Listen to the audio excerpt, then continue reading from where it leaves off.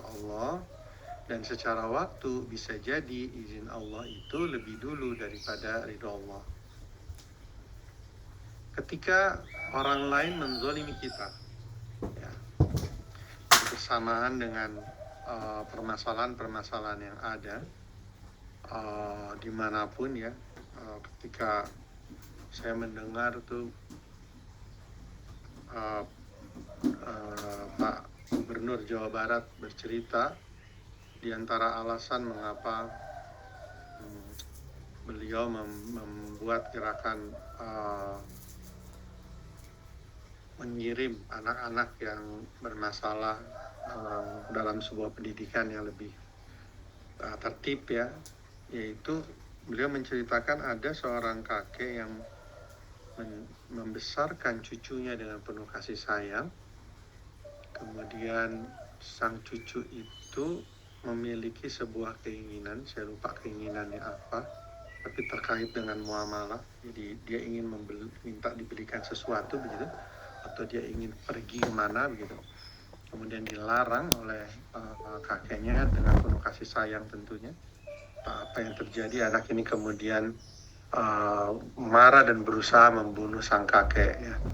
Untungnya sang kakek cukup pandai untuk pura-pura mati dan beliau terselamatkan ya.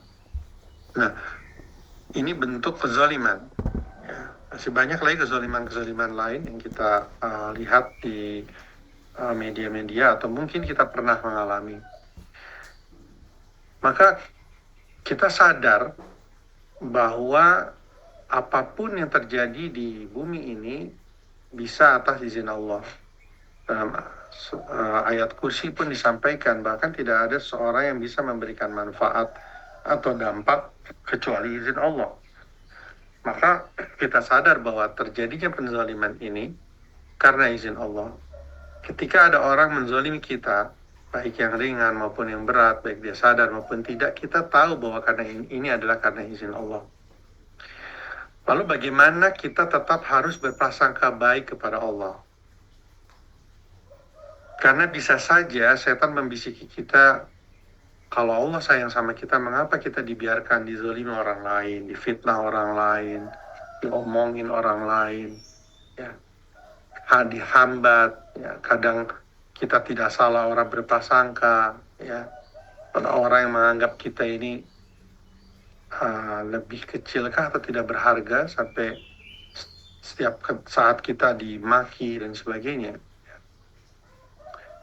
Bagaimana kita bisa bertahan untuk selalu berprasangka baik pada Allah ketika setan membisiki, ini Allah tidak sayang sama kamu, ini Allah suka kamu menderita, kita tetap harus melawan itu dan berprasangka baik pada Allah. Bahkan kita tetap harus berbesar harap kepada Allah.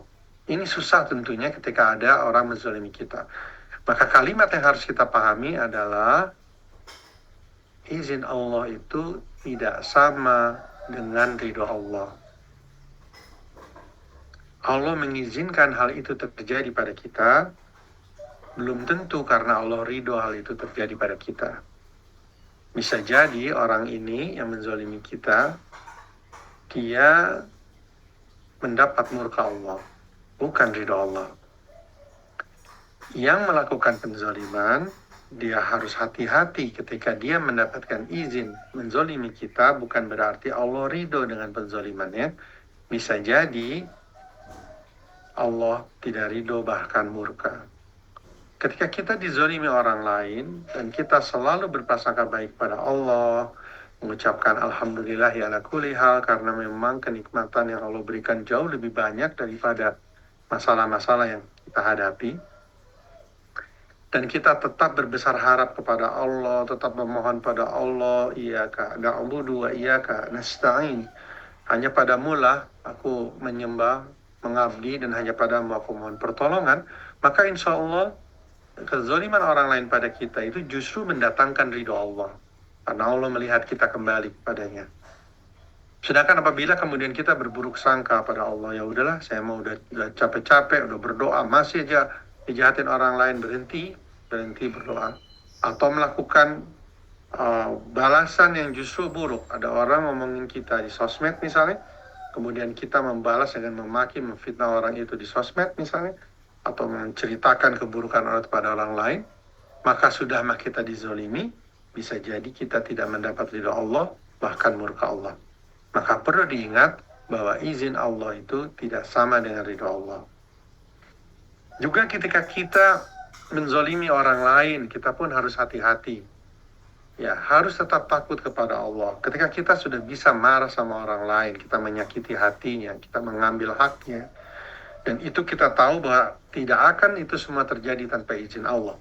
Jangan sampai berpikir bahwa karena Allah izinkan kita menzalimi orang lain, maka itu Allah ridho. Tidak. Kita tetap harus takut kepada Allah, karena izin Allah tidak sama dengan ridho Allah. Atas izin Allah, ketika kita bermaksiat, kita tidak adil, zalim dengan orang lain, maka peristiwa tersebut bisa terjadi. Terjadinya itu pasti karena izin Allah. Lalu apakah karena sudah mendapat izin Allah, maka tindakan kita ini sudah dibenarkan oleh Allah? Belum tentu. Bisa jadi Allah tidak senang, bahkan Allah murka. Apakah keburukan kita yang sudah terjadi dan ini sudah mendapat izin dari Allah, pasti mendapat ridha Allah? Tentu tidak. Karena beda antara izin Allah dan ridha Allah. Ya. Kiai Haji Abdullah bin Nasyar menyampaikan dalam beberapa kajian, ada beberapa kajian beliau membahas mengenai masalah ini. Ya. Ada perbedaan. Ya. Di antara perbedaannya adalah izin Allah, persetujuan atau perkenan Allah untuk melakukan sesuatu. Jadi ketika kita mau melakukan sesuatu, maka Allah izinkan. Kita berdoa, doa dikabulkan, lalu terjadi, maka ini persetujuan. Oke, Allah izinkan. Sedangkan ridho Allah adalah kerelaan atau kesenangan, ya, Allah terhadap sesuatu yang dilakukan oleh hambanya. Izin itu adalah langkah awal, sedangkan ridho adalah hasilnya. Izin Allah adalah syarat awal agar kemudian dapat meraih ridho Allah. Ridho Allah adalah hasil dari izin Allah yang diberikan kepada hambanya. Ya. Topik yang pertama tadi kita membahas mengenai sesuatu terjadi karena izin Allah dan belum tentu ridho Allah, itu untuk membuat kita selalu berprasangka baik kepada Allah dan penuh harap. Kita masuk sekarang topik yang kedua, juga menggunakan slide ini, bahwa izin adalah langkah awal, sedangkan ridho adalah hasilnya. Izin Allah adalah syarat awal agar kemudian dapat meraih ridho Allah. Ketika kita diizinkan untuk mendapat jabatan sebagai seorang dokter, baru sampai izin. Maka ini yang menjadi seorang dokter inilah awal dari kemudian kita bisa meraih ridho Allah. Kita bahas lagi ya. Tidak semua izin Allah diridhoi oleh Allah. Seseorang ketika mendapat izin Allah untuk beramal, punya uang, datang ke masjid, kita mau menyumbang sesuatu, kemudian di sana sudah ada yang menerima, misalnya anak yatim, lalu kita serahkan. Beramal sudah. Maka ketika beramal itu tanamkan dalam hati, ini baru sampai tahap mendapat izin Allah. Dia harus berupaya keras meraih ridho Allah. Selesai beramal, tahan diri untuk nggak ria. Kalau mau foto-foto mengirim, pastikan hati ini suci, niatnya untuk mengajak orang lain beramal, bukan untuk ria, karena kalau iya terhapus. Ya.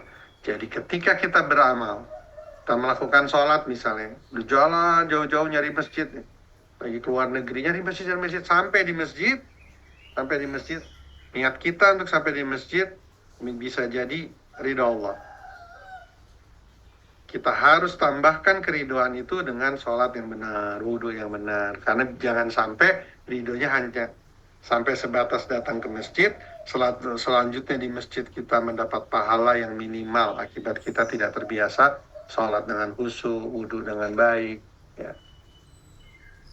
Tanamkan dalam hati bahwa ketika kita sudah mendapatkan izin Allah untuk beramal, melakukan sesuatu, maka ini baru sampai tahap mendapat izin Allah dan harus berupaya keras meraih ridho Allah. Dan yang harus kita dapatkan adalah ridho Allah. Apa langkah utama yang harus kita lakukan ketika kita mendapatkan suatu posisi atau izin dari Allah? Langkah awal adalah sucikan niat ibadah itu adalah hanya untuk mendapat ridho Allah. Ya, ini hati-hati. Ya. Waktu bersedekah itu harus memang niatnya untuk mendapat ridho Allah. Jangan sampai dalam pikiran kita bersedekah karena memang ada pernyataan bahwa pahala akan dilipat gandakan pada orang yang bersedekah, maka ketika kita kesulitan kita bersedekah, niat kita supaya dapat balasan harta yang melimpah. Sholat duha tujuannya untuk mendapatkan rizki di dunia. Urusan beres, sholat tahajud. Tahajudnya untuk supaya urusan beres. Harusnya kita terus tahan diri kita sucikan niat kita sholat duha untuk bersedekah terhadap seluruh sendi yang ada dalam tubuh kita, semata-mata mencari ridha Allah. Lalu kita bersedekah, ya Allah aku bersedekah, ya Allah ampunilah dosaku, semata-mata mencari ridha Allah. Sholat tahajud karena ingin berkomunikasi dengan Allah, ingin mengadu. Kenapa mengadu? Karena kita sadar kita posisinya jauh ada di bawah dan Allah maha tinggi. Kita tergantung hanya kepada Allah dan kita memohon. Harus disucikan.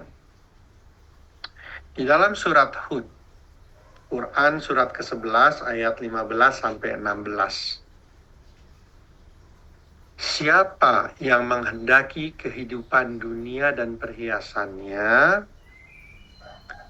pasti kami berikan kepadanya, kepada mereka, balasan perbuatan mereka di dalamnya dengan sempurna dan mereka di dunia tidak akan dirugikan. Ketika kita berusaha, berikhtiar, berdoa, misalnya sholat duha untuk supaya rezeki hari ini bertambah gitu ya, Allah berikan balasan sesuai dengan apa yang kita inginkan, apa yang kita usahakan dengan sempurna. Apabila kita menghendaki kehidupan di dunia dan perhiasannya, pasti Allah akan berikan pada kita balasan atas perbuatan yang kita lakukan di dunia ini dengan sempurna. Dan mereka di dunia tidak akan dirugikan. Jangan berhenti di ayat ini saja, kita lanjutkan ayat berikutnya. Siapa mereka itu yang dapat balasan? Siapakah mereka yang menghendaki kehidupan dunia dan perhiasannya? Apa yang akan terjadi pada mereka yang menghendaki kehidupan dunia dan perhiasannya? Yang Allah kemudian berikan balasan perbuatan mereka di dalamnya dengan sempurna. Mereka itulah orang-orang yang tidak memperoleh sesuatu di akhirat kecuali neraka. Sia-sialah apa yang telah mereka usahakan di dunia dan batallah apa yang dahulu mereka kerjakan. Tuh, saya sholat duha. Kenapa tidak ada sholat saya di akhirat balasannya? Bukankah sholat duhanya disandingkan antara niat ridho beribadah pada Allah dengan keinginan di dunia, disetarakan. Ingin harta. Mengapa kita sholat tidak benar-benar dalam upaya bersyukur, menyembah kepada Allah, ingin mendapatkan ridha Allah, selesai. Kalau mau rizki, ya udah doa di luar dari ibadah-ibadah yang bisa terkotori niatnya. Bukankah beberapa kali pernah disampaikan oleh para guru-guru kita, 3 orang yang justru lebih dulu dihisab dan lebih dulu masuk ke neraka. Di antaranya adalah orang yang rajin bersedekah, tetapi di dalam hatinya terkotori dengan sedekah ini, ingin mendapatkan pujian sebagai orang yang dermawan. Maka Allah tolak amalnya, dilemparkan ke neraka. seorang yang berjihad di jalan Allah, lalu amalnya tidak diterima karena dalam hatinya ada keinginan untuk dianggap pemberani, tidak disucikan niatnya. Kalau setan membisiki lagi, sucikan lagi. Kita bersedekah 2 juta, diumumkan sama pengurus masjid, oh ada 2 juta nih dari Bapak Fulan bin Fulan. Hati kita mulai nih tergoda nih, setan mulai membisiki. Langsung kita bayar, kita berikan lagi uang 10 juta, tapi diam-diam. Nggak ada yang tahu. Untuk apa? Untuk membersihkan. Ya, kita sholat 2 rakaat di depan suami, di depan istri. Sholat sendiri. Tapi dilihatin, khusyuk kita. Terus, aduh, tadi saya kok lebih khusyuk dari biasanya karena dilihat sama istri. Udah, pindah ruangan, sendirian, sholat lagi. Tahajud, tambah lagi. 6 rakaat lagi. Sendirian. Itu caranya untuk menjaga hati. Karena kalau tidak sia-sia. Bahkan seorang pengajar ilmu agama pun merupakan salah satu dari 3 orang yang kemudian Allah tolak ketika dia mengajar lalu tidak bisa menjaga hatinya sampai dia wafat. Itu selalu hatinya terkotori oleh keinginan untuk dianggap pintar. Maka berupaya mensucikan hati, ikhlas karena Allah, ini penting. Sebelum kita beramal, selama kita beramal, bahkan sesudah kita beramal. Lalu kita harus menjauhi hal-hal yang bisa mendekati kita, teralihkan niat suci kita dengan dunia. Dan cara meraih ridho Allah kita bisa lihat diantaranya surat Quran surat Al-Bayyinah, surat ke-98 ayat 7 dan 8. Allah Ta'ala berfirman, sesungguhnya orang-orang yang beriman dan mengerjakan amal soleh, mereka itulah sebaik-baik makhluk. Balasan mereka di sisi Tuhan mereka adalah surga Aden, yang mengalir di bawahnya sungai-sungai. Mereka kekal di dalamnya selama-lamanya. Allah ridho terhadap mereka dan mereka pun ridho kepadanya. Yang demikian itu adalah balasan bagi orang yang takut kepada Tuhannya. Ya. Ridho Allah diperoleh melalui iman, amal soleh, dan rasa takut kepadanya. Di sini kata takut menggunakan kata-kata khosyah ya sebagai bagian dari pemahaman rasa takut, dan rasa takut ini juga merupakan bagian dari ketakwaan. Takwa diantaranya adalah berupaya memberikan jarak antara kita dengan neraka. Dan diantaranya upayanya adalah khosyah kepada Rob. Takut kepada Allah lah yang membuat kita mampu untuk berupaya menjauhkan diri dari api neraka, dan artinya rasa takut ini bagian dari kita bisa untuk bertakwa. Di dalam surat Al-Imran, surat ketiga ayat 134 sampai 135, Allah Ta'ala berfirman, dan Allah mencintai orang-orang yang berbuat kebaikan, yaitu orang-orang yang menafkahkan hartanya baik di waktu lapang maupun sempit, dan orang-orang yang menahan amarahnya dan memaafkan kesalahan orang lain. Allah mencintai orang-orang yang berbuat kebaikan. Lihat di sini kalimat yang sangat indah. Allah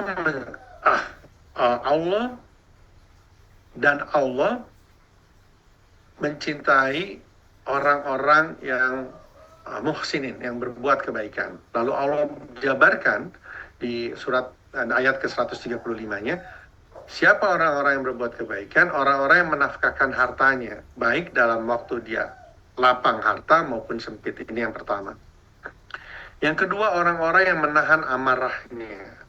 Kalimat amarahnya ini, makna yang ada di dalam ayat ini adalah, yaitu menahan amarah yang amarah itu sudah memuncak, mau meledak, kemudian dia tahan. Gitu.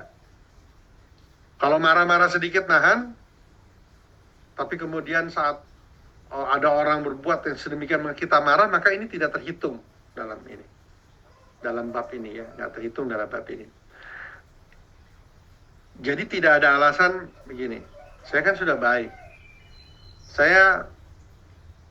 Kalau kamu bikin saya marah yang biasa-biasa aja ya, oke. Tapi ini kan keterlaluan. Wajarlah kalau akhirnya saya jadi meledak.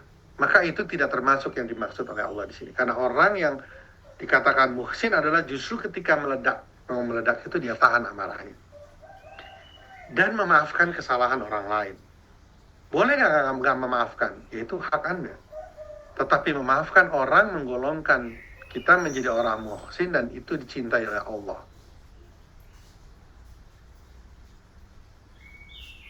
Ya. Jadi kalau kita lihat, di antara penyebab kita mendapatkan ridho Allah adalah beriman, beramal soleh, menanamkan rasa takut pada Allah, berupaya untuk menjadi takwa kepada Allah, dermawan, baik lapang maupun sempit, sabar bahkan ketika ada amarah yang memuncak tetap sabar, dan pemaaf.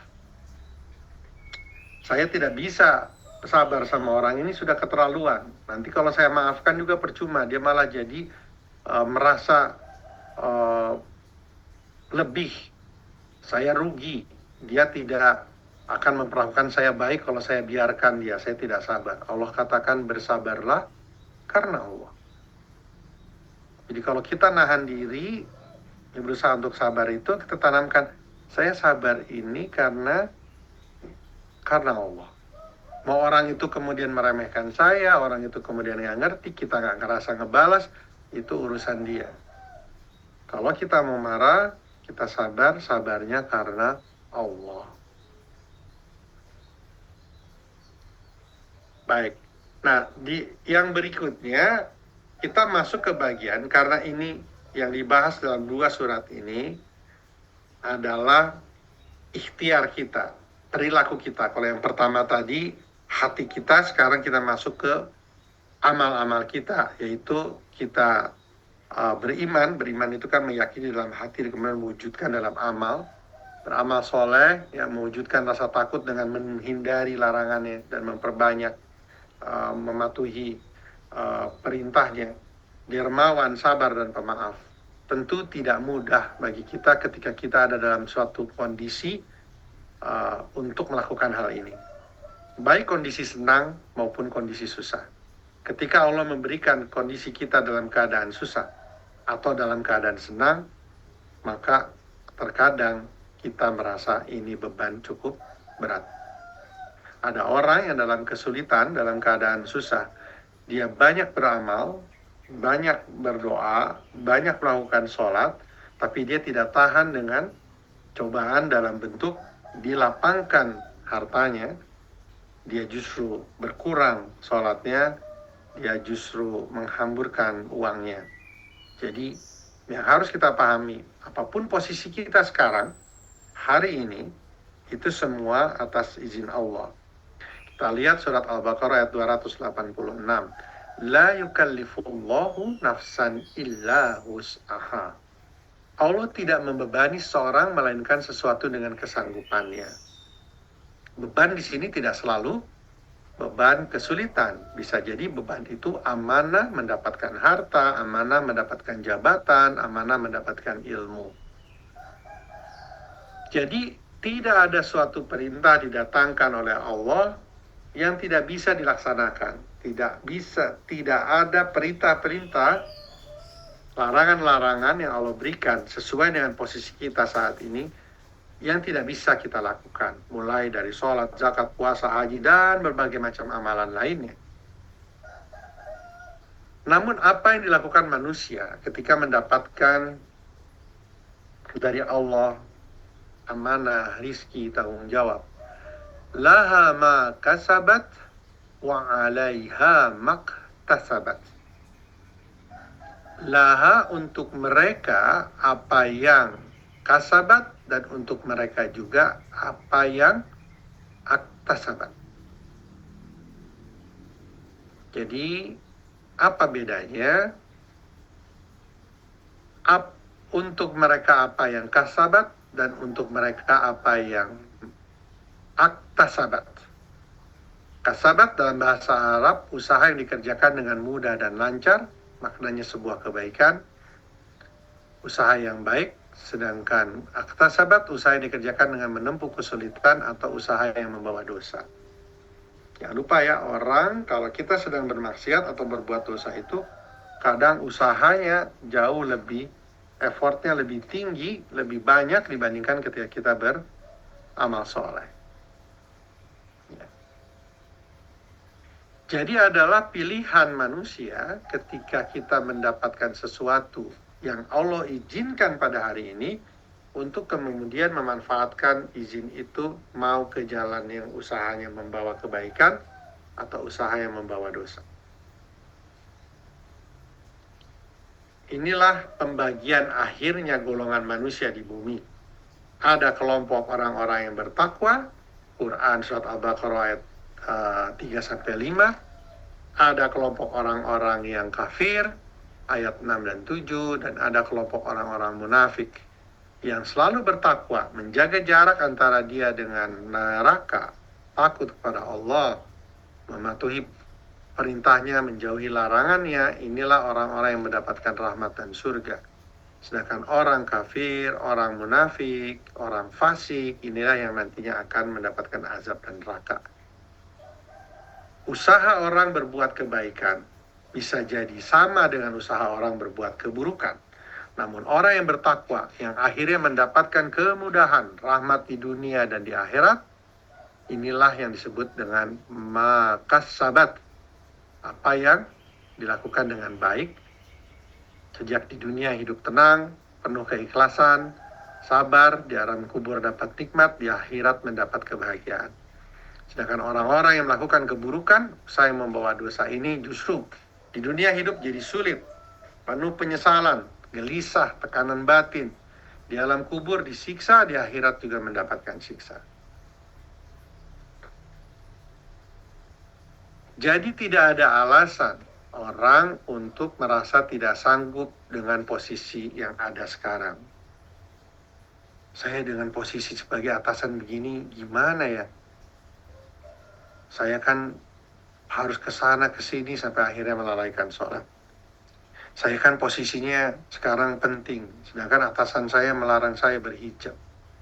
Lupa dia bahwa atasan yang paling atas, yang maha atas, tidak ada di atas, adalah Allah yang maha tinggi.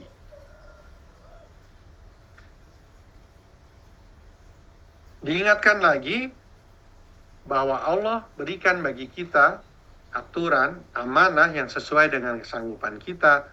Bagaimana kita menjalaninya adalah pilihan dari kita.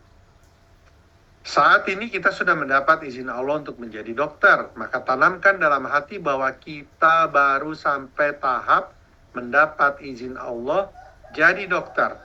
Maka kita harus berupaya keras meraih ridha Allah melalui pekerjaan kita sebagai dokter.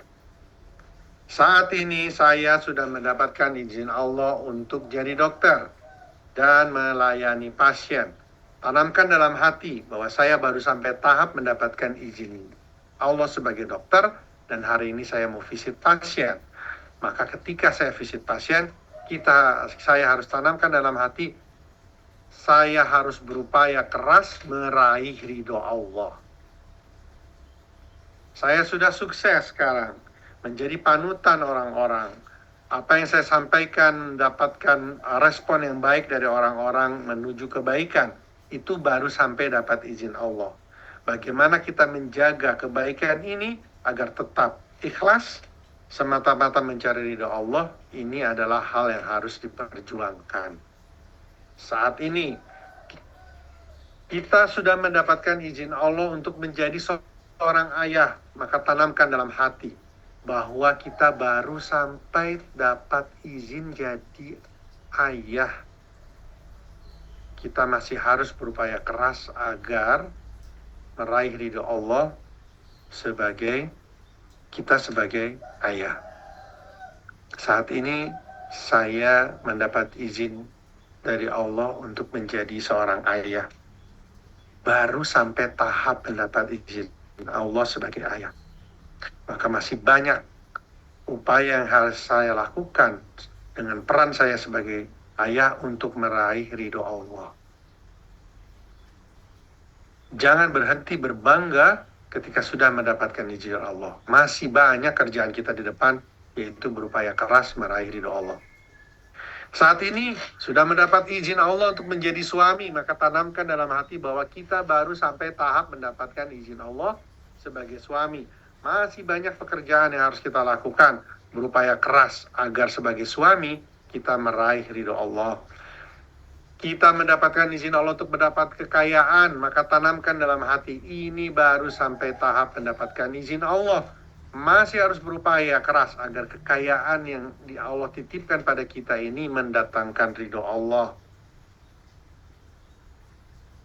Seorang ketika mendapat izin Allah untuk beribadah haji, maka tanamkan dalam hatinya bahwa dia baru sampai tahap mendapat izin Allah berhaji. Dia harus berupaya keras meraih ridho Allah. Mungkin insya Allah di antara kita ada yang persiapan berangkat haji di tahun ini, atau mungkin ada kerabat yang akan berangkat haji. Tanamkan dalam hati kita, tanamkan dalam hati mereka, nasihati dengan baik-baik bahwa kerabat kita, saudara kita, atau bahkan diri kita yang saat ini sudah pegang tiket mau berangkat haji, atau sebagian sudah mungkin sampai di tanah suci, bahwa ini baru sebatas izin Allah beribadah haji. Masih banyak yang harus dilakukan di sana untuk mendapatkan ridho Allah. Karena ada kehilafan seorang ketika mendapatkan izin Allah untuk beribadah, misalnya haji deh. Kita bahas haji karena ini sudah mulai berangkat, ini kerabat-kerabat kita ya. Atau mungkin Bapak Ibu ada yang siap-siap mau berangkat. Ada hal yang menghilafkan seseorang ketika mendapatkan izin Allah untuk beribadah haji, yaitu menganggap izin Allah sama dengan ridho Allah. Karena tahu sudah mendapat izin Allah, lalai meraih ridho Allah.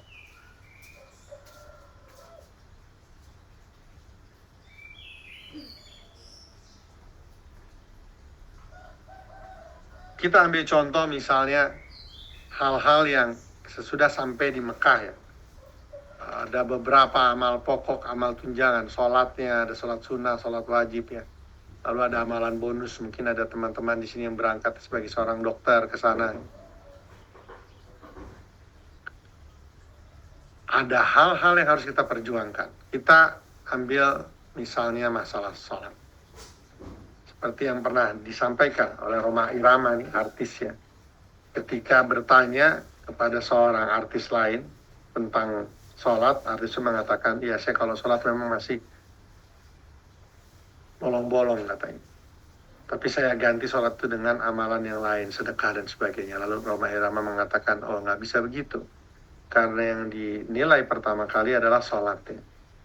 Apabila sholat kita diterima oleh Allah, baru Allah akan memberitahukan amal yang lain. Kalau sholat tidak diterima oleh Allah, maka amalan yang lain tidak perlu dinilai lagi.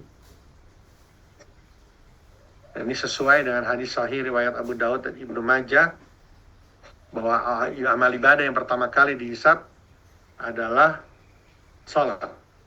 Rasulullah SAW bersabda, sesungguhnya amal hamba yang pertama kali akan dihisab pada hari kiamat adalah sholatnya. Maka ketika haji, salah satu kegiatan yang paling sering dilakukan selama haji, selama umroh adalah sholat.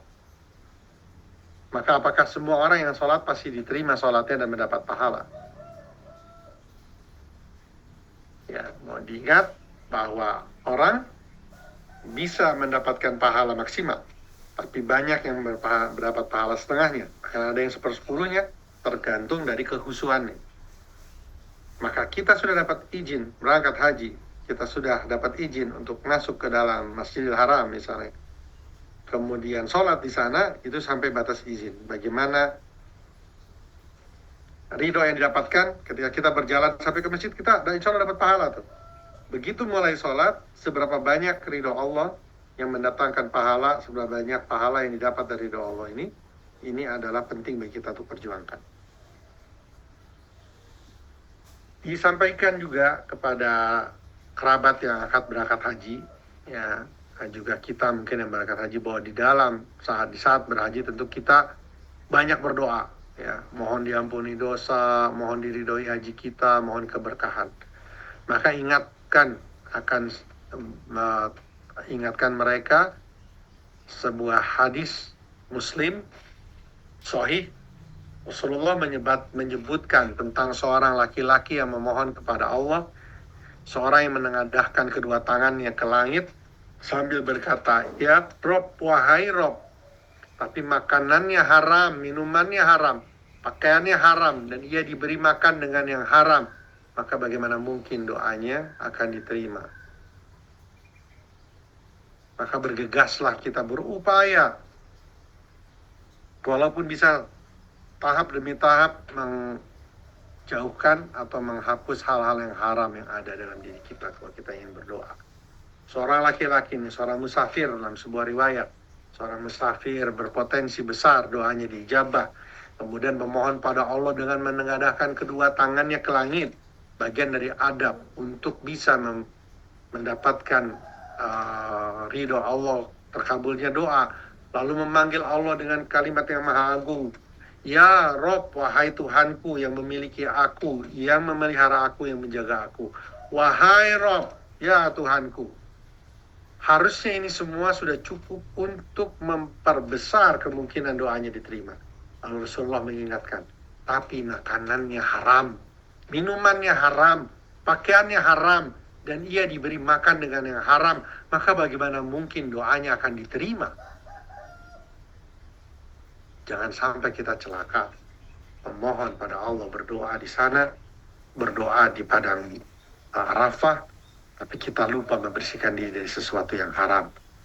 Bertobatlah, mohon ampun pada Allah. Mohon ampun pada Allah, astagfirullah ya Allah, hamba telah melakukan hal yang haram.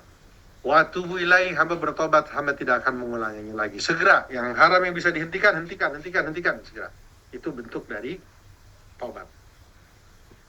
Salah satu kegiatan yang perlu diperhatikan selama di dalam di masjid atau di haji adalah foto-foto, selfie lalu posting.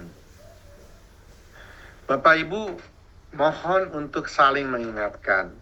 Di dalam ilmu psikologi, ya, juga yang disampaikan oleh Dr. Aisyah Dahlan, itu manusia secara kasar, secara umum terbagi menjadi 4 bagian. Dari 4 bagian itu, ada 2 golongan. Satu golongan orang yang memang memiliki sifat menonjol dan menjadi pusat perhatian, sehingga itu menjadi karakternya. Dan sebagian lagi, setengahnya lagi, itu adalah orang-orang yang justru tidak mau menonjol. Ya, jadi dalam sebuah acara, waktu itu saya ada acara, kita hadir beberapa dokter dari berbagai negara di Asia, kayaknya ada yang, ya di Asia ya, di Asia, itu hadir mungkin sekitar 50-60 orang. Lalu diminta oleh pembimbingnya, orang psikolog, untuk membagi 2. Siapa yang kalau sedang bertemu dengan teman, masuk ke dalam sebuah lingkungan, menyapa halo, terus kemudian berkata-kata apa segala macam untuk menjadi pusat perhatian, terus foto-foto, terus posting, silakan ada di sebelah kiri. Yang justru tidak mau menonjol, yang tidak suka foto-foto posting, kalau ada orang kumpul-kumpul dia lebih senang untuk menyendiri, di sebelah kanan. Maka hampir terbagi 2 itu. Orang yang menonjol, yang ingin yang memang dia gemar untuk diperhatikan orang, tidak masalah, bahkan itu sebuah hal yang cukup menyenangkan bagi mereka. Sebagian lagi tidak mau.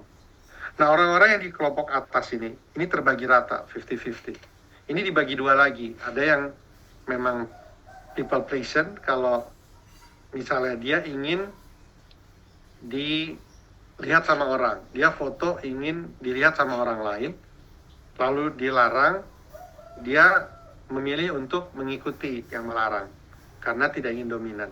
Sementara yang setengahnya lagi dari orang-orang menonjol itu, dia akan tantrum. tantrum. Ini karakter ya, karakter. Dia akan merasa marah kalau memang dilarang, begitu. Sehingga kalau kita lihat di ruang kelas itu, 1/4 orang memiliki keinginan untuk, setengah orang pingin foto-foto selfie posting. Tapi dari satu kelompok itu, 1/4 orang kalau ditegur, marah dia. Jadi kita harus berbesar hati untuk mencoba dengan sabar. Saya ambil contoh begini. Masuk di depan Ka'bah, foto-foto, selfie, posting. Kalau tipe orang yang tidak mau menonjol, tidak suka jadi pusat perhatian, kecil kemungkinan dia foto-foto, selfie, posting. Kemungkinan besar kalaupun dia foto itu dia ingin menceritakan sesuatu ke anaknya misal. Tapi setengahnya lagi karena karakternya kan foto-foto, selfie, posting. Dari setengah orang ini, yang setengahnya kalau dia bilang hati-hati jangan posting, takutnya susah menjaga ria. Dia akan menurut karena ada larangan. Sementara yang 1/4 lagi, karakternya dia akan marah. Istilahnya tantrum. Enggak lah ini gitu. Kita harus sabar sama orang ini. Karena karakter yang justru bisa menjerumuskan. Kalau kita foto, selfie, lalu postingnya ke anak kita, ke orang tua kita untuk memberitahu kita aman, mungkin terjadi masalah. Kalau postingnya selesai, tawaf, terus sholat, sebelum pindah sa'i, kita berdiri sebentar di foto, lalu dikirimnya ke grup keluarga untuk memberitahu alhamdulillah kita sudah aman, sudah selesai satu tahapan. Tujuannya itu bisa terjaga hati kita dari ria, maka aman. Tapi kalau kemudian diposting ke Instagram misalnya, hati-hati ria. Mungkin kita bisa menjaga diri. Kita ini tujuannya untuk supaya orang lain jadi tergerak. Bapak Ibu, semua orang tahu itu. Semua orang bisa tergerak dari mana aja. Kalau kita bisa jaga dari ria, nggak apa-apa posting. Kalau nggak bisa, jangan. Karena bisa jadi nanti ada pujian. Oh, alhamdulillah begini.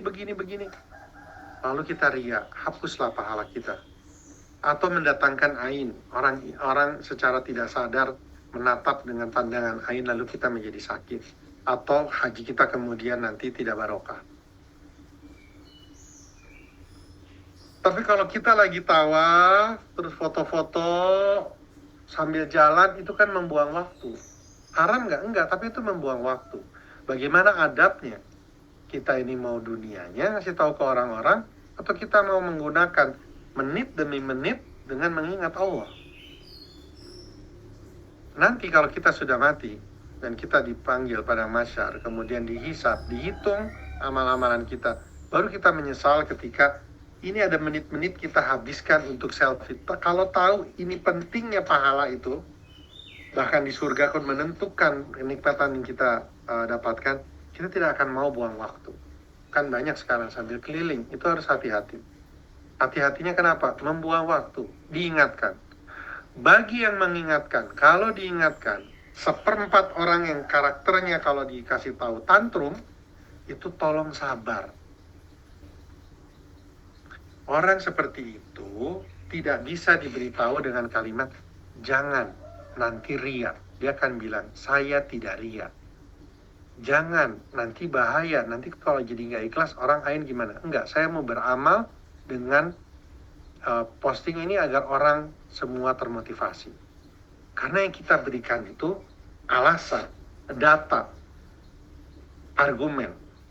Orang seperti ini yang 1/4 orang ini, kalau kita ingin menyelamatkan dia dari bahaya ria, bahaya ain pandangan orang lain, maka kita katakan nanti, hati-hati. Kalau nanti posting, betul-betul harus dipilih.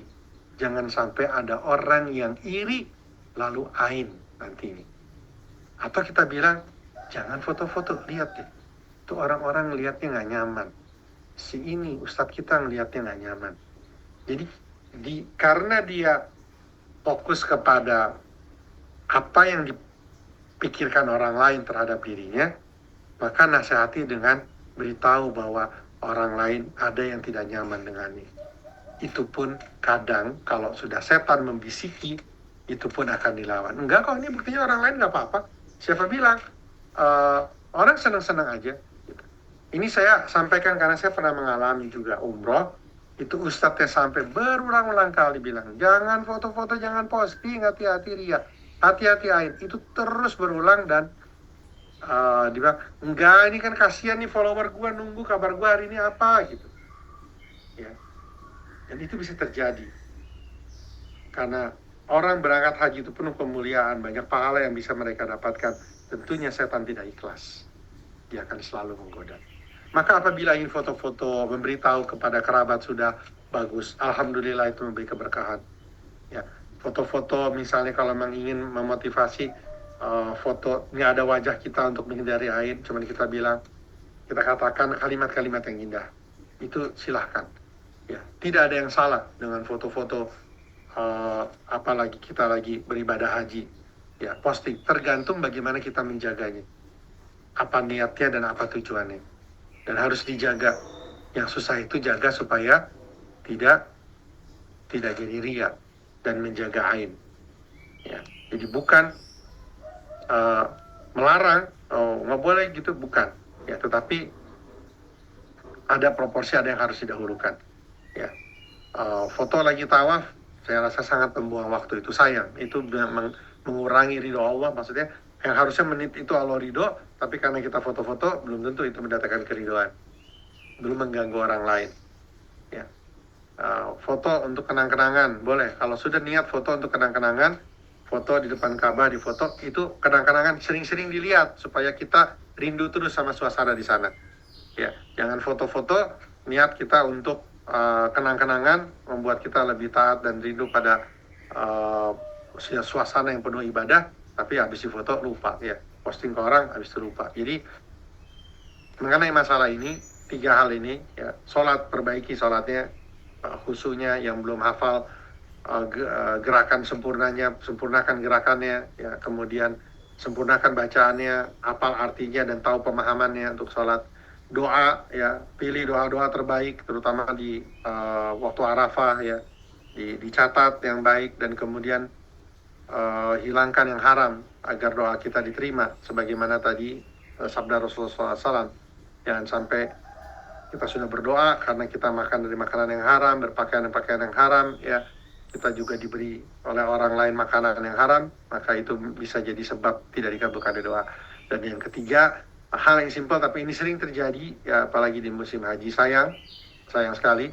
Kalau mau foto-foto, lihat waktunya, jangan sampai mengganggu nilai ibadahnya, tidak mengganggu orang lain. Kalau posting, pastikan postingnya memberikan keridhaan dari Allah. Ya, ingat, izin dari Allah belum tentu selalu mendatangkan ridho Allah. Demikian bisa saya sampaikan, semoga bermanfaat. Assalamualaikum warahmatullahi wabarakatuh.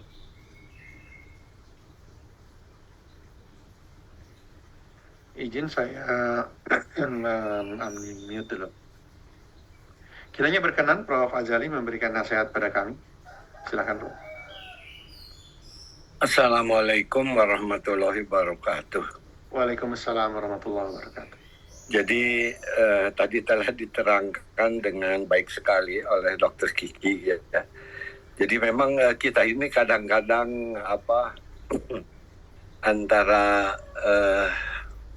izin dan ridho Allah itu suka disamakan gitu. Ini izin, saya mah ikhlas, udah ridho Allah aja, udah identik gitu. Tapi ternyata bahwa ridho Allah itu lebih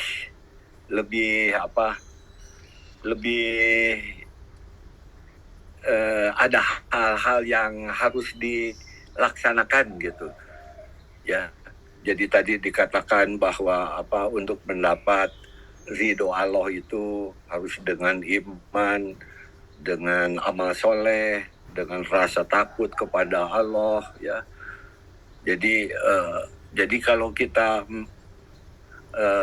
untuk mendapat ridho Allah itu nggak cukup hanya dengan kita kan sudah ngasih, udah dermawan, kita sabar gitu. kita suka memaafkan, tapi memang sukar gitu. Yang terutama yang paling sukar itu bagi saya itu memaafkan itu. Memaafkan, apalagi ada hal-hal yang sangat menyentuh hati. Jadi kadang-kadang nggak mau ketemu dengan orang itu, takut kalau bahasa Sunda takut tersuat-suat. Jadi akhirnya terangsang kita itu, jadi asalnya rasa amarah kita tuh seolah-olah dirangsang muncul lagi gitu. Jadi nggak mau ketemu, padahal itu harusnya masalah ya, justru harusnya kita justru dengan rasa ingin mendapatkan ridho Allah itu kita harus memaafkan ya. Jadi itu di antara semua itu, kalau menurut saya itu, bagi saya pribadi gitu, itu memaafkan itu memang paling sukar gitu. Itu perlu perjuangan gitu. Kadang-kadang saya enak aja dimaafkan. Kita sudah sakit hati lama-lama sudah menderita, begitu saja dimaafkan, keenakan gitu ya. Jadi ada saja itu rasa itu. Jadi sekarang jadi sadar, kita udah mulai sadar bahwa apapun yang kita lakukan itu asal dengan niat yang ikhlas ya, penuh kesabaran dan pemaaf, itu mudah-mudahan mendapat ridho Allah. Itu aja mungkin yang sedikit dari saya. Dan tadi menyinggung soal haji, kebetulan itu anak saya Dr. Buti juga pergi haji. Alhamdulillah. Jadi mohon juga doanya gitu. Terima kasih. Assalamualaikum warahmatullahi wabarakatuh. Waalaikumsalam warahmatullahi wabarakatuh. Alhamdulillah kalau Dr. Buti ya berangkat haji, semoga nanti penuh keberkahan ya, dan bisa mendapatkan ridho Allah. Bismillah. Sudah berangkat ya, Prof? Belum ya, belum. Minggu depan, insya Allah, mudah-mudahan. Ada hal yang menarik, Prof, yang terkait dengan memaafkan ini. Jadi memang ketika saya lupa itu Ustadz siapa ya menyampaikan di kajian di YouTube mengenai surat tadi, surat Al Imran tadi itu, ada orang yang bertanya begini. Ada orang kan jahat sama kita gitu ya, kurang lebihnya. Lalu apakah kita bagaimana cara kita memaafkan, karena sama itu kayaknya keterlaluan orang itu sehingga hati ini nggak ikhlas. Lalu beliau mengatakan begini, ketika seorang dizolimi di dunia, kemudian dia tidak sempat untuk memaafkan orang tersebut, kemudian sama-sama wafat lalu dipanggil, itu setelah melalui tahapan hisab dan sebagainya, kalau misalnya orang tersebut pun adalah orang soleh yang sama-sama akan menjadi penghuni surga, bahkan tetap pahalanya orang yang menzolimi itu bisa diserahkan pada kita sampai habis. Ketika ada orang menzolimi kita di dunia, lalu Allah akan ganti sakit hati kita ini dengan amal solehnya. Itu salah satu kadang menjadi sarana bisikan godaan yang menyebabkan orang enggan memaafkan. Enggak, saya nggak mau maafin, biar aja nanti lihat, pokoknya pas di akhirat saya akan tagih. Dan itu hak kita memang. Lalu dengan adanya surat ini, justru kalau kita mau memaafkan karena Allah, kita mendapatkan sesuatu yang jauh lebih besar dibandingkan pahala yang diberikan oleh orang itu ke kita. Katakanlah kesalahan dia ke kita mendapatkan nilai 10 misalnya, dan kita dapat 10 pahala dari dia. Atau kalau dia udah habis pahalanya karena memang orang yang zolim kemana-mana, kita bisa melepaskan dosa kita ke dia. 10 juga. Tapi kalau kita kemudian mau memaafkan karena Allah bilang Allah mencintai. Yang diganjarkan adalah surga. Allah mencintai orang-orang yang berbuat kebaikan. Di antaranya ada orang yang memaafkan kesalahan orang lain. Jadi ketika kita memaafkan kesalahan itu, nilainya jauh lebih besar dari apa yang akan kita dapatkan di akhirat ketika orang itu berbagi amal sama kita. Kita mau di dunia, kita mau maafin atau nggak maafin, orang yang zalim sama kita itu kan tetap jalan hidupnya. Hari ini dia mungkin sudah tobat, hari ini dia sholat, dia berdoa. Di hari ini pula, di waktu yang sama, di menit yang sama, kita lagi ingat kesal sama dia. Bayangkan kalau ketika orang itu berdoa, kita kesal. 10 menit dia berdoa, 10 menit kita ingat, kita kesal, dia dapat pahala saat itu dan kita di waktu yang kita nggak dapat apa-apa. Jam 8 sampai jam 8 lewat 10 dia sedang berdoa, mohon ampun pada Allah, mohon agar diberi kesempatan untuk mendapatkan maaf. Di waktu yang sama jam 8 sampai jam 8 lewat 10 kita lagi ingat-ingat ngelamun, oh ya lu kayak gini, aduh. Ya udah alhamdulillah Allah begini, aduh. Padahal ketika kita maafkan, ya Allah saya maafkan. Kalau Allah ridho, wah kebayang. Cinta Allah datang, kalau sudah cinta Allah datang ke kita, maka jaminannya surga. Jadi itu yang disampaikan oleh Ustadznya untuk menguatkan hati kita memaafkan orang lain.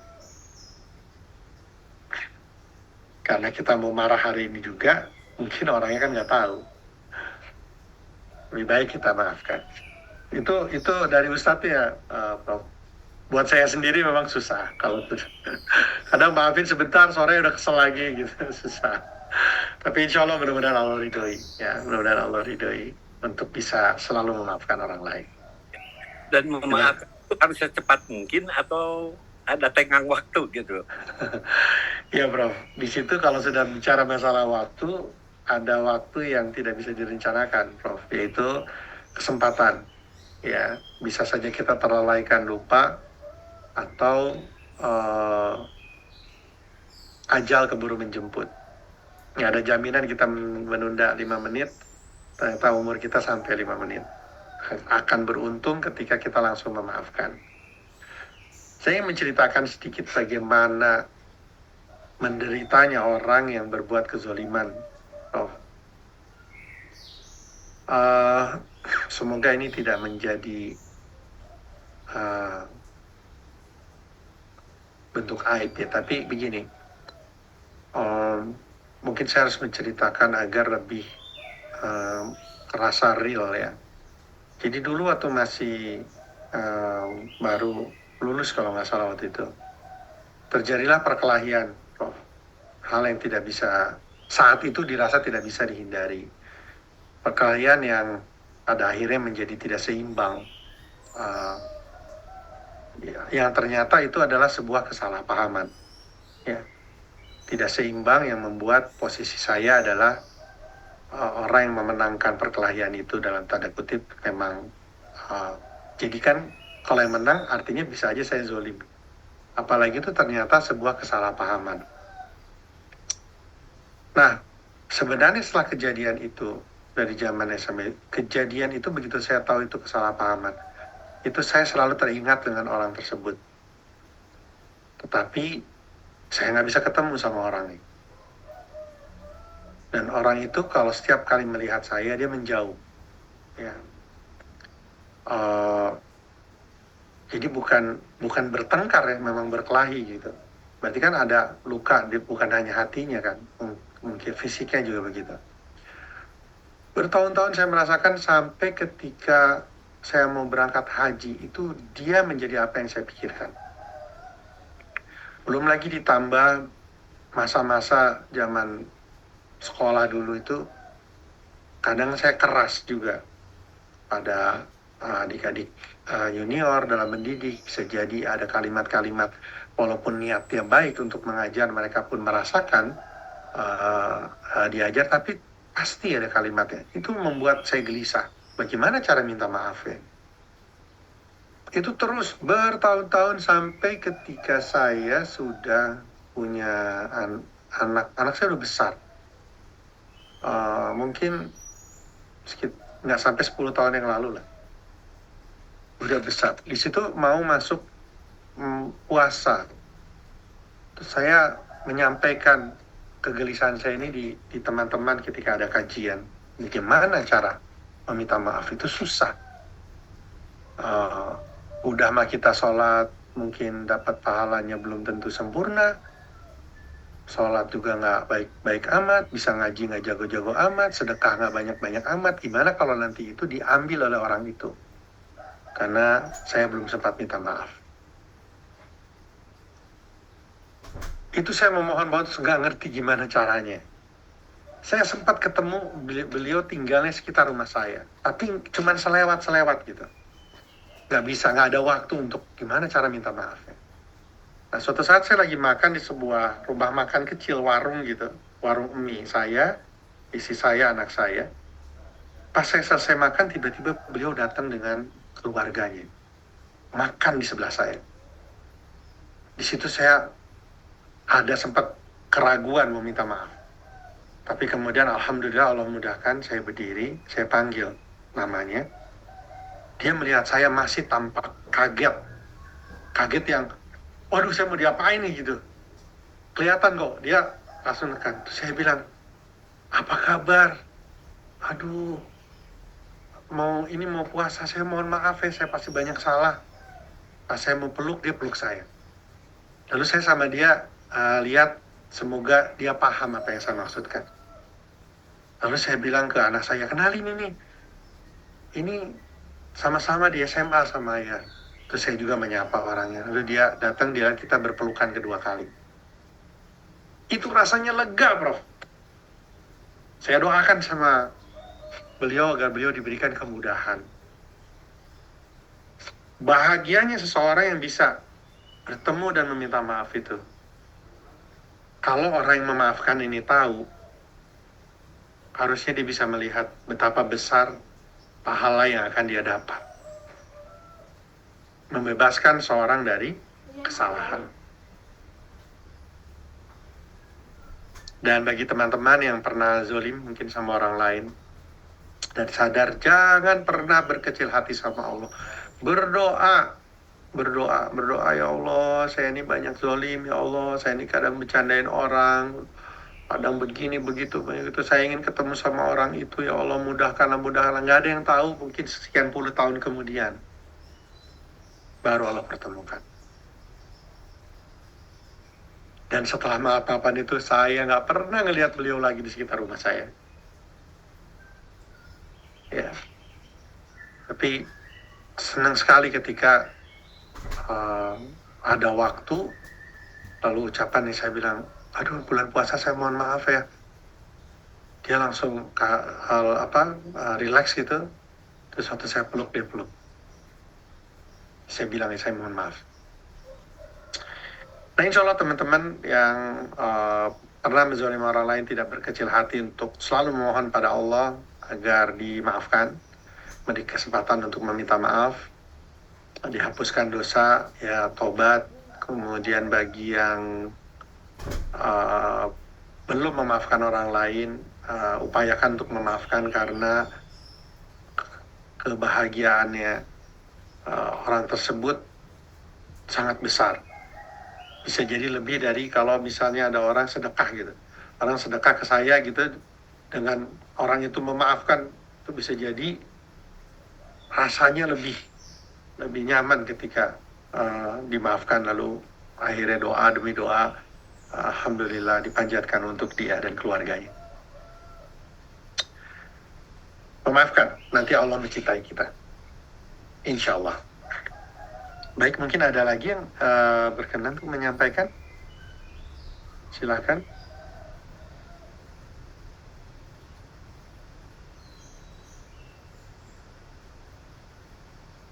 Untuk para murid-murid, maafkan guru-gurunya yang mungkin pernah membuat kesulitan, ya. Andaikan orang tersebut tahu kita sudah memaafkan, nanti begitu bahagia hatinya. Mohon pada Allah untuk selalu diberi kesempatan meminta maaf pada orang itu menyelesaikan urusan di dunia sebelum orang tersebut wafat. Karena kalau sudah wafat susah. Ya.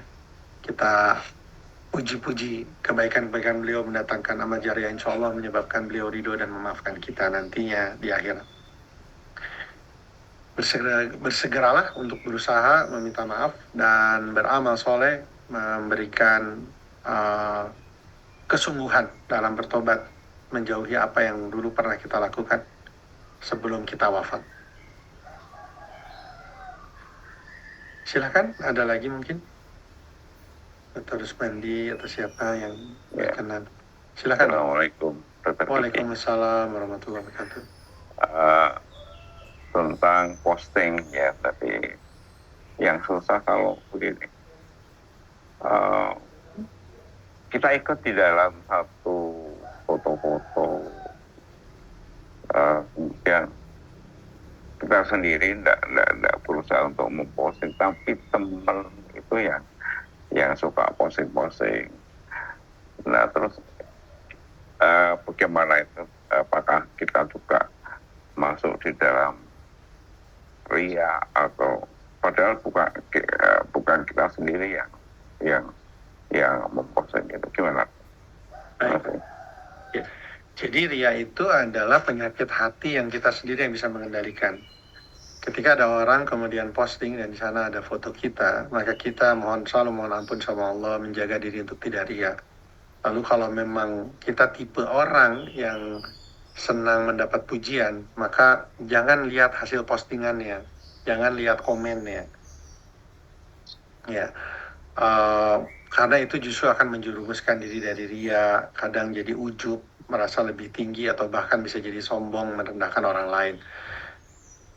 Kalau memang kita bisa menjaga hati kita sambil membaca postingannya, nggak apa-apa. Hasil postingannya ya, kan yang jadi masalah itu komentarnya. Tapi memohon selalu pada Allah. Ya. Dan kalau memang dekat dengan orang tersebut, terus disampaikan, postingnya jangan banyak-banyak, takut ada orang yang lain gitu. Orang yang mendatangkan penyakit ya. Termasuk juga untuk teman-teman yang ingin memposting misalnya acara santunan anak yatim, lalu posting, suruh panitia posting foto-foto kemudian posting. Tolong diingatkan yang masuk dalam foto itu untuk menjaga hati, jangan sampai ria. Karena beberapa orang punya karakter, memang karakternya dia senang mendapatkan pujian, lalu dicari itu pujian. Ya. Nah, dan pujian itu bisa menjerumuskan kita. Maka kita sebenarnya seharusnya menjauhi kelompok orang-orang yang memuji kita, ya. Karena menjaga hati untuk tidak ria, menjaga hati untuk tidak ujub, merasa lebih dari orang lain, menjaga hati untuk tidak sombong, merasa orang lain lebih rendah dari kita, itu hal yang harus betul-betul dijaga. Sulit, tapi Allah sampaikan tidak ada yang terjadi selain apa yang bisa kita hadapi, maka kita pun bisa menjaga. Begitu terus Bani, wallahu a'lam bishawab. Yang berikutnya ada Dr. Harmon yang saya lihat tadi ya, mohon berkenan kira-kira. Silakan, Dr. Kiki. Ya, silakan Harmon. Assalamualaikum warahmatullahi wabarakatuh. Waalaikumsalam warahmatullahi wabarakatuh. Ini hubungan antara izin dengan ridho Allah ini mungkin barangkali sepintas ada kesamaannya, tapi sebenarnya ranahnya berbeda ya. Kalau izin itu tentu istilahnya dalam konteks sosial ya. Dr. Kiki mengizinkan saya untuk mendapatkan sesuatu dari Dr. Kiki dan sebaliknya. Tapi kalau ridho ini terkait ibadah gitu ya, bahwa kita ini menyandarkan kepada Allah. Ada tingkatan daripada ibadah hati ini yang dalam hal terutama ujian atau musibah yang diberikan Allah kepada kita. Yang pertama itu yang paling rendah sabar. Sabar ini artinya kita bisa menekan ya anggota tubuh kita untuk senantiasa tidak menimbulkan reaksi ya, termasuk hati kita menenteramkannya. Yang kedua itu tingkat ridho, ya kita memang mengerti dan kita menerima apa adanya, lebih tinggi dari sabar tadi. Yang terakhir itu adalah syukur ya, bahwa kita yakin di balik itu ada hikmah yang akan diberikan oleh Allah Subhanahu wa Ta'ala. Maka kalau kita melihat bahwa Allah sendiri juga memberikan suatu dibilang ancaman atau apalah namanya ya, bahwa ridho itu penting. Dalam hadis dikatakan malam yarda bi qada'i wa qadari falyal tamis sabban ghairi. Siapa yang tidak ridha dengan keputusan dariku, cari Tuhan selain aku. Itu kan sudah luar biasa itu ya. Jadi begitu hebatnya. Nah, cuman kita kadang-kadang kan ini terlupakan ya. Kadang kita itu menyandarkan segala sesuatunya itu kepada yang bukan Allah ya. Dia berobat, aduh kalau nggak ada dokter ya, nah entah gimana lah, nah begini ya. Demikian juga pertolongan lain. Jadi peran kita itu melebihi dari peran Allah. Ini kan kadang terjebak kita kepada hal-hal yang mengabaikan Allah. Sehingga kalau kita sudah memegang kriteria tadi bahwa itu masuk ibadah, ya tentu kita meningkatkan. Mula-mula ya sabarlah ya, walaupun hati kita ini gemuruh gitu ya. Yang kedua ya ridha ya, bahwa kita sudah bisa tidak menimbulkan gejolak. Dan terakhir kita yakin bahwa di balik ini ada hikmah yang akan didapatkan.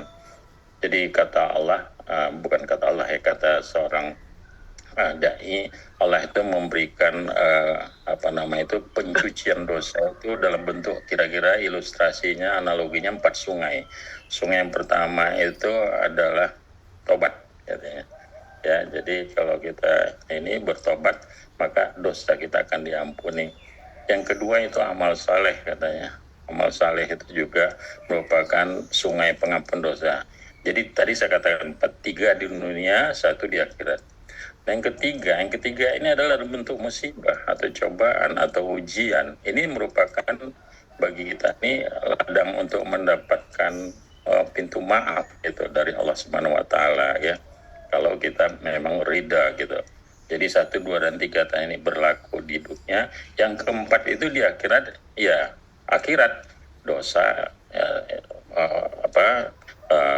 neraka, satu lagi adalah pahala. Nah, tentunya kita berharap dengan yang ada ini di dunia, kita harapkan bisa dosa kita terampuni. Jadi sekali lagi saya ingatkan bahwa mungkin barangkali kita ini terlupa bahwa menyandarkan segala sesuatu pada nilai ibadah ya. Akan tapi kita terjebak bahwa itu hanya kepada manusia atau benda-benda saja. Barangkali itu saja Dr. Kiki yang saya tambahkan. Terima kasih. Assalamualaikum warahmatullahi wabarakatuh. Waalaikumsalam warahmatullahi wabarakatuh. Terima kasih Dr. Harman.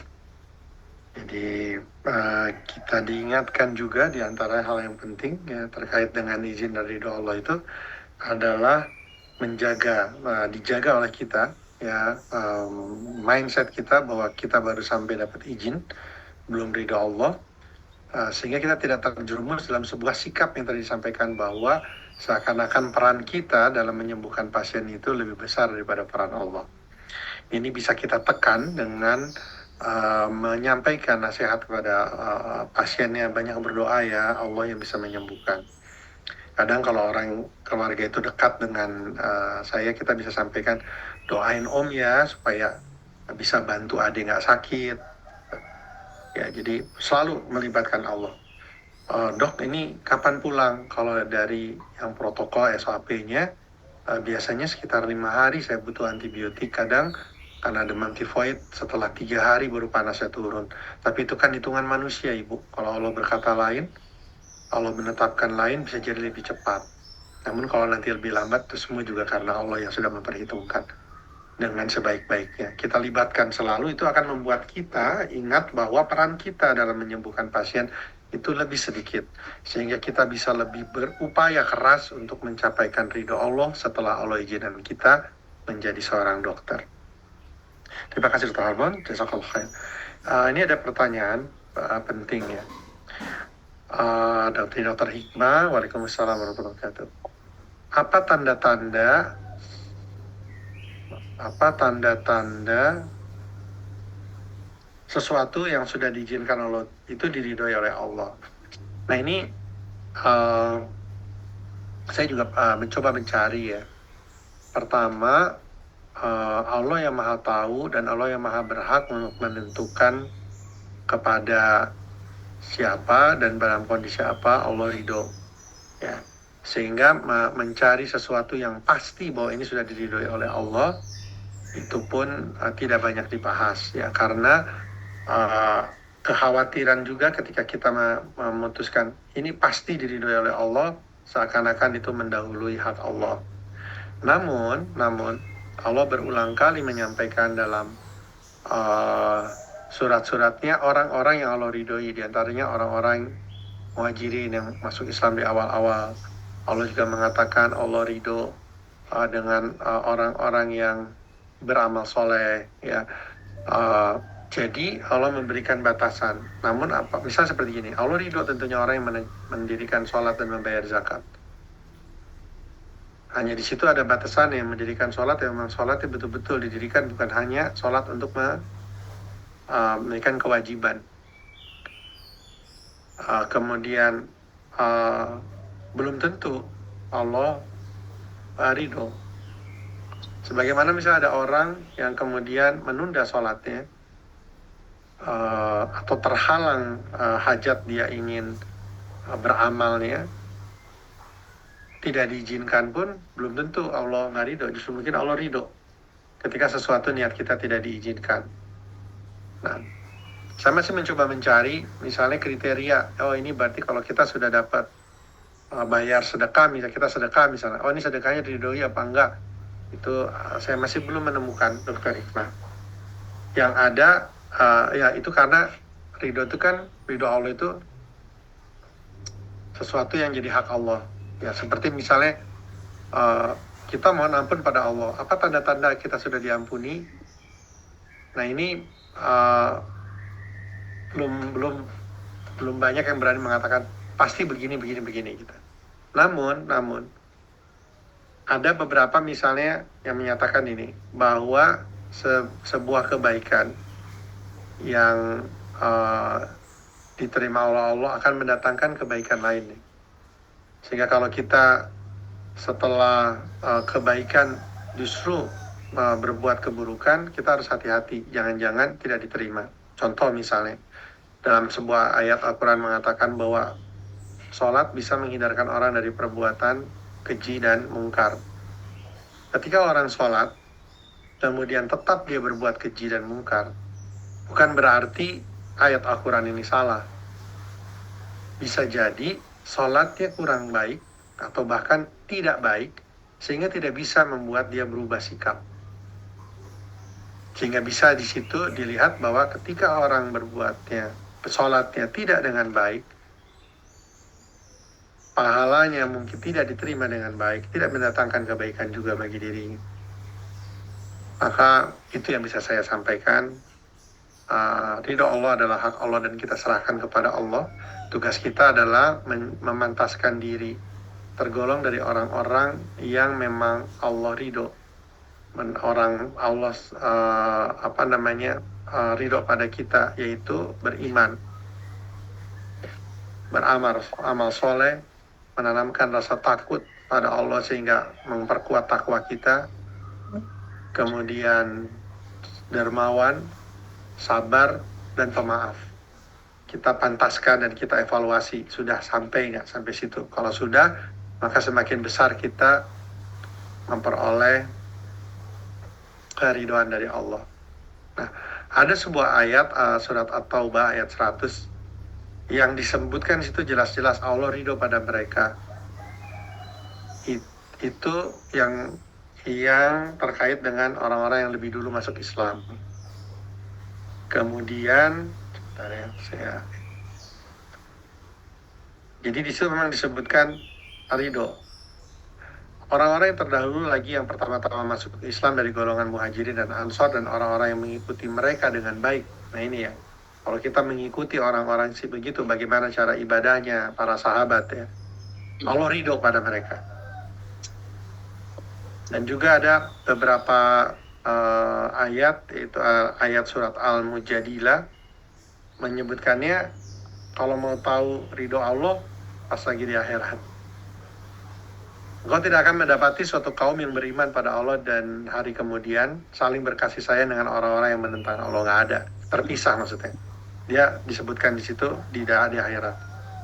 Ya, orang-orang yang inilah orang yang beriman, inilah yang kemudian jadi ridho, mendapatkan ridho Allah. Semoga bisa menjawab. Wallahu a'lam bishawab. Ada satu lagi dari Dokter Hikmah. Izin, sekarang banyak orang menunjukkan kekayaannya untuk membuat konten. Apakah mereka termasuk berbuat ria? Nah, jadi kita batasi dulu. Ada yang memang pamer kekayaannya tidak ada kaitannya sama sekali dengan ibadah. Maka dengan mudah kita bisa melihat potensi ria dalam hati mereka. Ya, tetap mungkin untuk ulama-ulama besar yang paham mengenai agama, tahu ilmu psikologi, tahu kondisi orang tersebut, maka bisa menyebut si A ini sedang ria, si B ini sedang ria. Ya. Namun Ustaz Buya Yahya menyampaikan kalimat yang tampaknya kalau bagi saya lebih pantas buat saya untuk mengikuti, yaitu bahwa ria itu adalah amalan hati orang tersebut. Adalah tugas orang tersebut untuk menilai dirinya ria atau bukan. Tidak menjadikan kita bertugas untuk menilai orang itu ria atau tidak. Ini terkait dengan amalan ibadah. Ibadah, ketika ibadah itu orang itu foto-foto kemudian posting, maka ibadah ini tidak tepat kalau kita yang menilai orang itu sedang ria.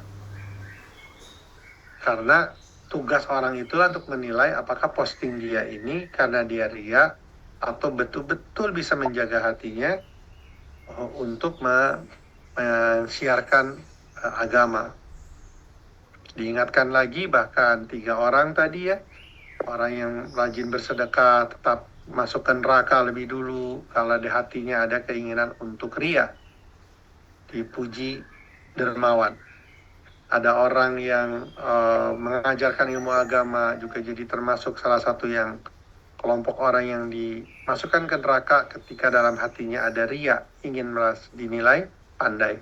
Dan orang yang menikmati di jalan Allah, mati syahid dalam jihad, ada juga yang dilempar ke neraka karena dalam hatinya ada ria, ingin disebut pemberani. Jadi yang kita bisa ingatkan, habis posting, jaga hati. Kadang setan berbisik, membuat kita jadi ria, maka hapus pahala kita. Kita sampaikan pelan-pelan, hati-hati ya, jangan sampai hapus pahala kita kalau ada keriaan dalam hati kita. Yang berikutnya, kalau sudah ria, hati-hati jadi ujub, yaitu merasa kita memiliki kelebihan. Ya nih, kak saya jadi ini, saya cantik nih, bagus sih saya pakai ini, wah keren nih, begitu. Tapi di postingan nih, lalu lihat komentar-komentar orang, maka kita ada rasa ujub nih, kita lebih dari orang lain. Orang lain mah, sebelah saya mah nggak seganteng saya nih, wah di sebelah saya nggak secantik saya nih, saya kayaknya yang paling cantik nih, paling tinggi nih. Itu ujub, merasa punya kelebihan. Lalu begitu kita bilang, wah dia mah pendekan dari kita nih, wah dia mah ketawanya kayak gini, nggak kayak kita. Itu sudah masuk sombong. Surga bukan tempat orang yang sombong. Ya, jadi itu penting bagi kita untuk melihat apakah kita ria atau tidak. Kalau ada kawan, saudara, kerabat yang kita khawatir dia ria, tolong diingatkan. Ya, ingat setengah dari populasi, ya umum misalnya dari populasi itu orang yang memang banyak berespon, banyak melakukan sesuatu berdasarkan pandangan orang lain. Dari setengahnya. Nah, yang seperempatnya kalau dikasih tahu tantrum ya. Itu yang disampaikan oleh para psikolog ya. Jadi kita harus pandai-pandai ketika memberitahu. Kalau yang seperempat lagi, dari yang setengah itu ya, seperempatnya dari setengah yang ingin dilihat menjadi pusat perhatian, yang setengahnya itu kalau dikasih tahu dia lebih menurut, tapi kalau yang satu lagi tantrum. Siapapun itu, kalau itu kerabat kita dan kita ingin selalu bersama dengannya di surga, bahagia dalam keluarga, maka kita harus berupaya mohon pada Allah agar kata-kata ini bisa diatur sehingga kalimat kita bisa mengingatkan. Ya, begitu Dokter Hikmah, semoga bisa menjawab. Wallahualam bishawab. Dr. Kiki, Mangga Dokter Harman, silakan. saya ingin menambahkan pertanyaannya sebelum ini ya, soal ridha Allah itu bagaimana kita mengetahuinya gitu ya. Jadi saya pikir ini tidak mungkin dalam bentuk narasi ya Allah memberitahu ridha kepada kita, kan, tapi adalah dalam bentuk perasaan kita dan hati kita ya. Sehingga kita ini kan dalam berbuat sesuatu itu ada ranah ikhtiar, ada ranah keputusan Allah gitu ya. Jadi ridha itu ranah keputusan Allah, sedangkan bekerja itu yang sejenisnya itu ranah untuk ikhtiar begitu. Akan tetapi Allah memberikan suatu gambaran kira-kira ya mungkin barangkali termasuk bagian ridho Allah. Kalau kita lihat dalam surat Ar-Ra'd ayat 28 dikatakan ala bi dzikrillah tatma'innul qulub ya. Apabila kamu itu mengingat Allah dengan berzikir, maka hati kamu akan tenang katanya. Jadi tidak dalam narasi tapi perasaan hati begitu. Nah, kembali kepada yang tadi, apapun yang kita lakukan, entah itu berinteraksi sosial dalam bentuk hubungan dokter dengan pasien, hubungan perdagangan dan segala macam itu adalah dalam bentuk ikhtiar. Masalahnya adalah apakah kita mencari ridha Allah atau tidak gitu. Kalau hati kita tidak tenang sesudah itu, berarti ya kemungkinan tidak ada ridha Allah. Mungkin kita seperti Dr. Kiki katakan tadi, selfie segala macam untuk mencari omongan orang dan segala macam, yang ujungnya ujub gitulah ya. Akan tapi kalau kita sudah ikhlas ya, ini kadang-kadang juga kan dalam komunitas kita ini Dr. Kiki membedakan pelayanan terhadap pasien yang BPJS dan non BPJS begitu ya kan. Nah, karena di situ memang dalam ikhtiar kita tidak ada keikhlasan, ya akhirnya hati kita juga tidak tenang, nggak bisa dibohongi setelah kita melayani kedua macam pasien tadi, yang BPJS dan non BPJS ya. Ya barangkali saja kita dengan adanya ancaman Allah seperti ini ya, ketenangan itu akan dapat kita capai dengan keikhlasan. Itu saja barangkali Dr. Kiki. Terima kasih. Baik, terima kasih Dr. Harman. Hati-hati ya teman-teman, ingat bahwa ada keputusan Allah yang menjadi hak Allah, dan kita pun tidak boleh terburu-buru untuk merasa bahwa kita sudah mendapatkan ridho Allah. Tugas kita untuk selalu bertahan dalam keimanan, beramal soleh, memupuk rasa takut untuk takwa kepada Allah, menjadi orang dermawan, sabar dan pemaaf. Inilah ciri-ciri yang orang-orang yang Allah cintai, dan insya Allah kita akan mendapatkan ridhonya. Penting sekali teman-teman untuk menguatkan juga dalam sikap kita dan doa kita. Kawan kami Dr. Muzal pernah menyampaikan dalam chatting ya, beliau mengatakan begini, kita sering berdoa untuk memohon ridho Allah. Yang jarang kita berdoa adalah mohon pada Allah agar hati ini bisa ridho dengan apa yang Allah ridhoi. Ini hal yang penting. Selain kita memohon ridho dari Allah, kita juga mohon pada Allah agar kita ini ridho dengan apa yang sudah Allah ridhoi, ridho dengan apa yang sudah Allah tetapkan. Karena ini menjadi hal yang penting. Bahkan ketika kita wafat pun, dicabut nyawa, ada perbedaan. Orang-orang yang dicabut nyawanya dengan lembut, itu dipanggil, disampaikan oleh malaikat, ada dalam surat Al-Fajr ayat terakhir, disampaikan, ya ayat Tuhan nafsul mutmainnah, irji'i ila rabbika radiyatan mardiyah. Wahai orang-orang yang berhati tenang, tadi yang disampaikan oleh Dr. Harman. Kembalilah pada Tuhanmu dengan ridho dan diridhoi. Dua sifat ini, yaitu ridho dan diridhoi, hal yang penting. Lakukanlah ikhtiar segala sesuatunya, tanamkan dalam hati agar mendapatkan ridho Allah, dan selalu paksakan diri untuk ridho dengan apa yang Allah ridhoi. Mohon pada Allah agar dimudahkan. Baik Bapak Ibu, mengingat waktu, kebetulan ada beberapa hal yang harus dilakukan, juga mungkin beberapa teman harus sudah mulai visit. Saya beri kesempatan mungkin 1-2 lagi, kalau ada yang bisa menyampaikan, ada sesuatu yang ingin disampaikan.